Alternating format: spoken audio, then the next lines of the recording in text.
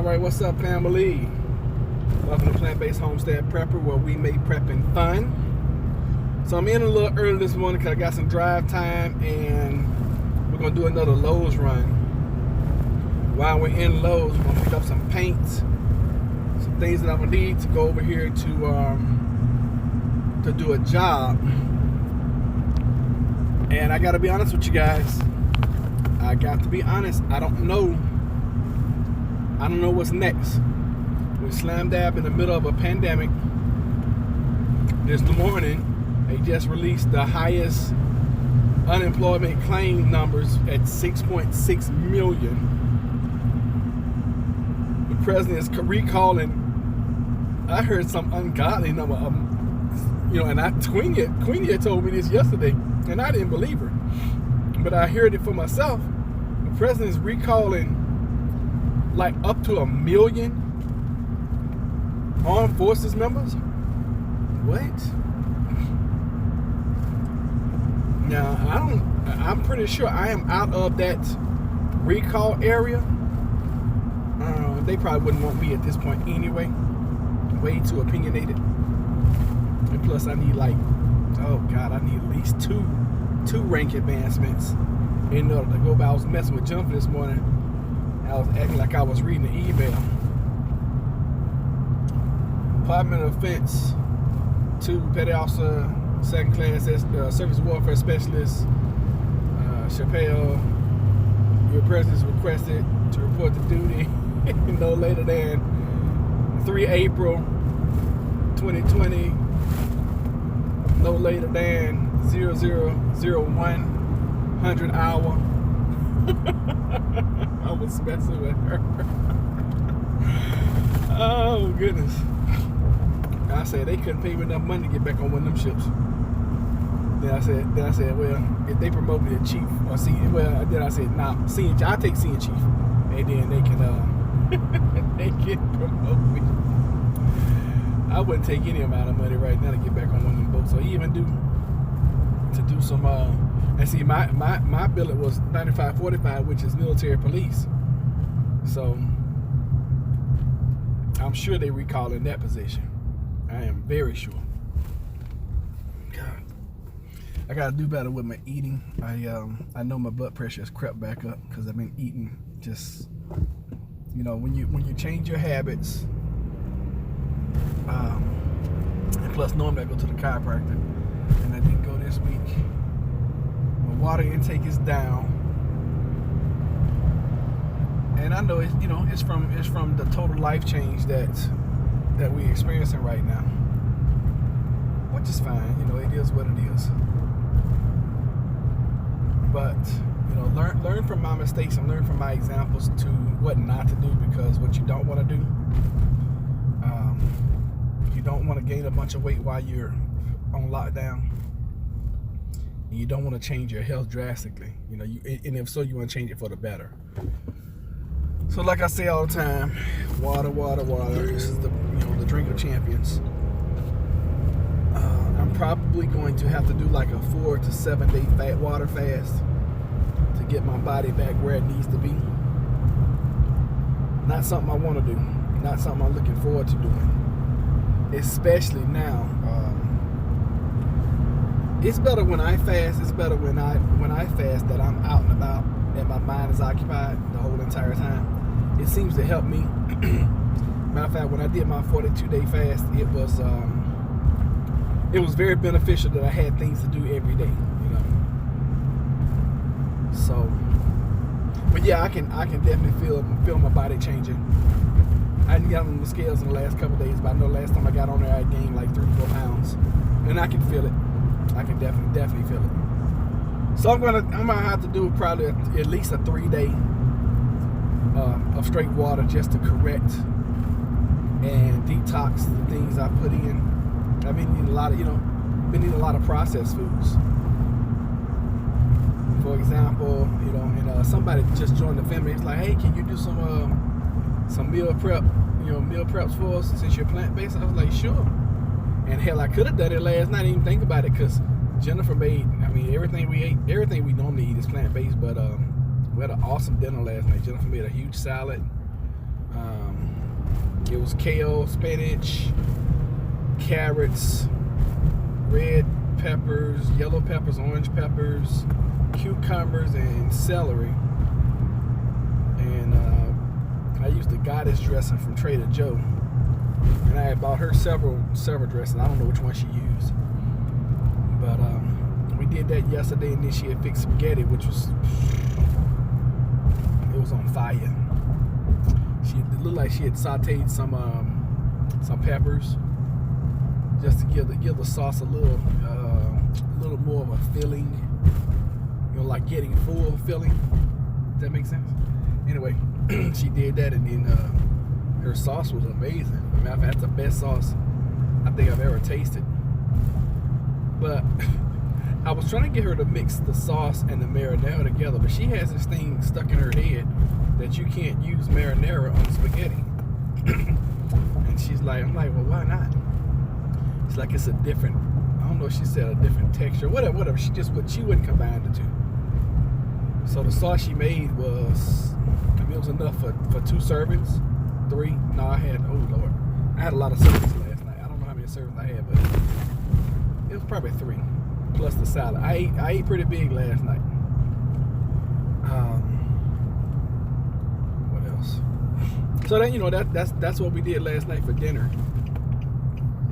and it was absolutely amazing. She did a really good job on dinner last night, and I have been cooking for the last, I don't know, probably 3 to 5 days, and it was good because she gave me a break. I was able to just chill out and do some things I needed to do. I did some work for my mom for her church. I got them set up with their Facebook group, and I created them a YouTube channel. Just waiting for the 24-hour period of time now, so that we can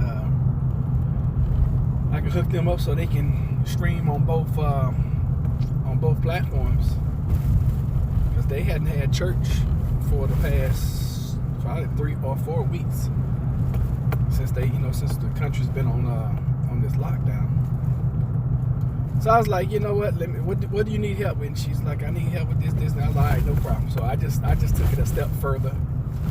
I hooked up the group because she was really just trying to do the group and not the Facebook group. And I'm like, you can do that, but so I went ahead and hooked that up for them.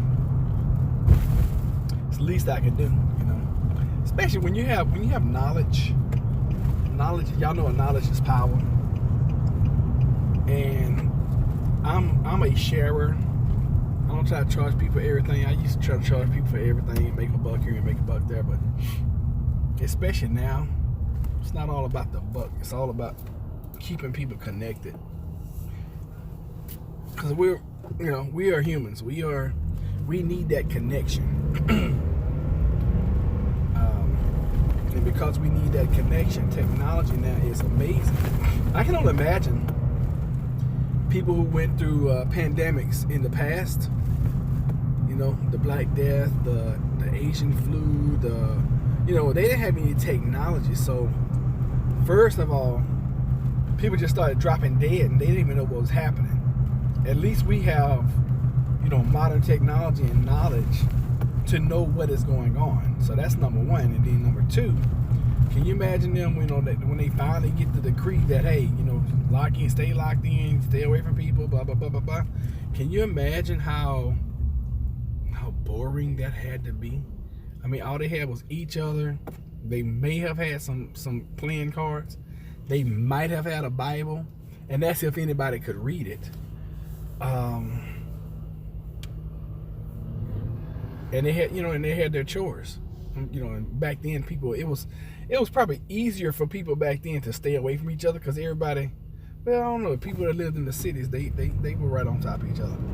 But if you lived out on a farm, which a lot of people did, you had your chores and everything to keep you busy. And I guess life really didn't change much for you if you was out on the farm. But if you was in the cities at that point in time, golly, I can only imagine. Then no plumbing, no running water. Ugh. Can you imagine that? Ugh, wait. That's absolutely insane. So at least, and like my best friend had a good point Sunday night when I interviewed him. He's actually in the medical profession. He's a certified lab technician, something like that. And he was talking about, he's like, man, imagine this happening when we were in high school. I was like, oh, that would have been the worst. That was back in the times when it cost 35 and 50 cents a minute to call somebody out of town. Now we just pick up the phone. We're so spoiled now. We have more, and I say this often. We have more technology in the palm of our hands right now than the people, if you go back 50 years and the previous 500, maybe 1,000 years. We have more technology right now in the palm of our hands than those people had all those years. You're talking about like 2,000 years, and we have more technology right there in our hand, the palm of our hands, than people did, for the previous 2,000 years. Minus, let's just say minus the last, I can't even say 50, minus the last 10 to 15. Let's just go back 15 years. What was that? That would be, is that 05? Oh my gosh. Dang, this is 20. I remember when we switched over to 2000, what the big panic was. People were like, oh my God, the world is going to end. All the computers are going to crash. They're going to go back to 1900. Y'all remember that? People making a mad rush to go get money out the ATMs, and they thought the ATMs weren't going to work, and they thought the computers weren't going to boot up, and lo and behold, there was nothing to be worried about. It was a bunch of panic for nothing, I think this crisis is a little bit different. Golly, man, we're here in 2020. So I guess you would have to go back, because prior to 2000, I remember when I got my first cell phone. It was this big bulky phone like this, and I was so excited about it. It was hard. It was hard to hear on. It was hard for people to hear me. It was just hard. And now you look at a phone. It's a computer. It's not even a phone anymore. It's a computer that does everything. I remember the first time I got a picture phone. I had a Sprint account, and my dad had gotten one. He's like, man, I got a phone. You can take pictures. But I was like, no. He's like, yeah, man, run up the Sprint, go get you one. So I went up the Sprint and got me a picture phone. Man, we thought that was the most. And we couldn't even send pictures back then. It was just the fact that you could take a picture with your phone. And I'm guessing that had to be, what, 90? Let me see, the kids were born in 99 and 2000. So that had to be like 99, between 99 and like 01. And look at technology now. Now, technology has gone from being able to take a picture on the phone and just showing somebody the phone to doing a live video chat where people are with you right now on demand. This is crazy, And I remember when I was a kid, I never dreamed that we would have this kind of technology. I was happy running up my my aunt and uncle's phone bill, calling this girl I was in love with in Mineral Wells, Texas. Oh goodness, I feel like, can I make a long distance phone call? He was like, yeah, only make it, you can only talk for 10 minutes. Man, I'd be on the phone for like 2 hours. They'd be mad. Oh, they would be mad. And at 25 cents a minute, can you imagine that phone bill? 25 cents a minute. That's $2.50 every 10 minutes. So that's $5. That's $10 an hour. That's $20 for a 2-hour phone call. $20? Back then, you talking about like in 1980, what's that, 88, 89, 1990? Man, $20 back then was big money. That was a lot of money. Now we look at $20 like, oh, yeah, it's $20. But back then, $20 was, it might have well been 100. I remember that. I remember those days. And I'm not that old of a guy. I'm 45. I guess that's what middle age now. Because what people live 80. Golly, I'm over middle age. So when you're middle age, that means that you've lived at least half your life. Now you're on the downswing. And a lot of people like to think that their best days are ahead of them. And I like to think that. I like to think that with the country too. I like to think that our best days are ahead of us. Who wants to sit back in pessimism all the time? But then, you look at reality. Like, reality is we're in the middle of a pandemic. Reality is the president is recalling troops. recently retired, active reserve. And when I heard that, I couldn't believe it. Yesterday when Queenie told me that, I did not believe her. You know, and what are the troops being activated for? I think that they know of a threat that we don't know about. I'm just saying. You know, maybe there's a threat that we don't know about. Cause I cannot really see them activating troops. Now, maybe, I mean, it could be for when they actually do lock down the whole entire country just to enforce the lockdown. That could be it. I mean, because, you know, we Americans, we're going to do our own thing anyway. You know, look at me. I'm still out and about. I'm essential personnel, though. But, it could be for that. It could be, and I heard that message loud and clear from the president yesterday. He's like, you know, I think he was talking to Iran because I caught the tail end of it. But he was like, it's going to be very bad for you. Whomever is doing whatever is going to be very bad. And I believe it. I mean, you know, who wants to mess with the United States military? I wouldn't. I would not. You know, you're talking about the finest fighting force in the history of the world. You know, right now. Then you hear about, you know, things like these folks on the Roosevelt. You got 3,000 to 5,000 people out there, and they have an outbreak. At first, they were reporting like 200 cases of coronavirus on the Roosevelt. Now I heard yesterday it was 90. And I'm like, golly, why do you guys always got to be first? Why can't you be right and first? Confirm your stories before you start. I was like, dang, 200 people. That's a lot. But I hear another report yesterday, and it's like, oh yeah, 90 people are infected on the Roosevelt. And y'all know I've been on ship. I know it's close quarters, and it's probably more than 90, especially if it's on ship. Now, granted, a carrier is much bigger than anything I ever served on, and there's actually more space on a carrier. But still, in your sleeping quarters, you're still right on top of each other, especially enlisted. Congrats on reaching over 1,000. When did that happen?